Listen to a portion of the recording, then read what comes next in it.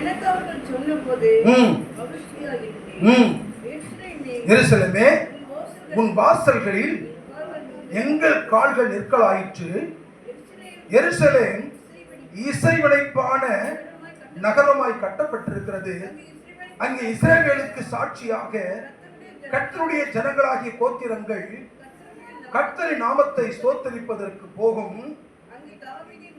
அங்கே தாவீது வம்சாத்தருடைய சிங்காசனங்களாகிய ஆமென். கர்த்தருக்கு ஸ்தோத்திரம். அன்பான கர்த்தருடைய பிள்ளைகளே, சங்கீதம் 122வது சங்கீதம் தாவீது பாடின ஆரோகண சங்கீதம். இந்த வார்த்தையை நான் இந்த வாரத்திற்காக நான் ஜெபித்து எடுத்த பொழுது கடந்த நாட்களிலே ஆண்டவரை இந்த வார்த்தை குறித்து பேசும்படி சொன்னார். கிளை சபையிலேயும் இன்றைக்கு இதே வார்த்தை தான் இன்றைக்கு காலையும் பிரசங்கிக்கப்பட்டது. கர்த்தருக்கு ஸ்தோத்திரம். கர்த்தருடைய ஆலயத்திற்கு போவோம் வாருங்கள் என்று எனக்கு அவர்கள் சொன்ன பொழுது தாவீது சொல்லுகிறான், மனமகிழ்ச்சியா இருந்தேன். கர்த்தருடைய ஆலயத்திற்கு போவது மனமகிழ்ச்சி. பெருமான் செய்ய பாடுவார் இல்லையா, மனமகிழ்ச்சி நல்ல மருந்து. ஒரு நல்ல மெடிசன் சொன்னா மனமகிழ்ச்சி. அந்த மனமகிழ்ச்சி எங்க கிடைக்கும்னு சொன்னா கர்த்தருடைய ஆலயத்துல தான் கிடைக்கும். இன்னைக்கு நான் உங்களுக்கு என்ன போதிக்கும்படி விரும்புகிறேன்னு சொன்னா, கர்த்தருடைய ஆலயத்தினுடைய மகிமை என்ன. ஏதோ நீங்க நினைக்கிற மாதிரி கர்த்தருடைய ஆலயம் என்பது ஞாயிற்றுக்கிழமை ஒரு நாள் வந்து அட்டன் பண்ணிட்டு 2 பாட்டு பாடிட்டு ஒரு ஆராதனை பண்ணிட்டு ஒரு காணிக்கை போட்டுட்டு ஐயா ஒரு பிரசங்கம் பண்ணுவாரு கேட்டுட்டு போயிடணும். ரொம்ப பேருடைய மைண்ட் அன்னைக்கு அப்படித்தான் நீங்க வச்சுக்கிறீங்க. கர்த்தருடைய ஆலயத்தை குறித்தான மேன்மை என்ன, மகிமை என்ன, அதோட வேல்யூ என்ன? சும்மாவா ஆண்டவர் வந்து மற்றவர்கள் தேவனுடைய ஆராதனைக்கு போகாதது போல, ஆலயத்திற்கு போகாதது போல நீங்கள் இருக்கக்கூடாதுன்னு ஆண்டவர் சும்மாவா சொன்னாரு? அப்படி நான் யோசித்து பார்க்கும் பொழுது இந்த ஆலயத்தினுடைய மகிமை என்ன, மேன்மை என்ன? நீங்க ஒருவேளை நினைக்கலாம், இது ஒரு 4 சுவர்களால் கட்டப்பட்ட ஒரு இடம், ஒரு புல்பிட்டு,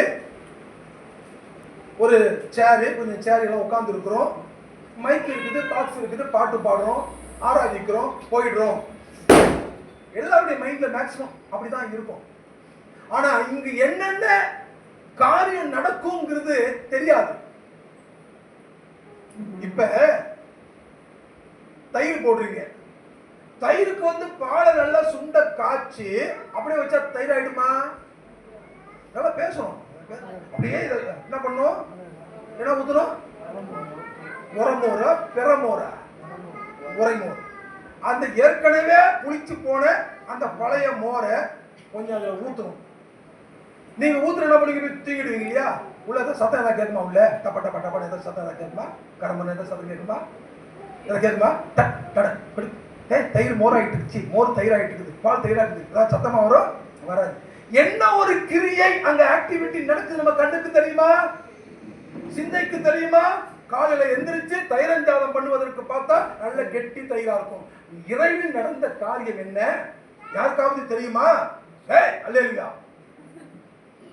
யாருக்காவது தெரியுமா? தெரியாது. தேவனுடைய ஆலயத்தில் நீங்கள் ஆராதிக்கும் பொழுது, நீங்கள் அமர்ந்திருக்கும் பொழுது, இங்கிருந்து வீட்டுக்குள்ளே செல்லும் பொழுது என்னென்ன காரியம் நடக்கும் என்பது உங்களுக்கு தெரியுமா?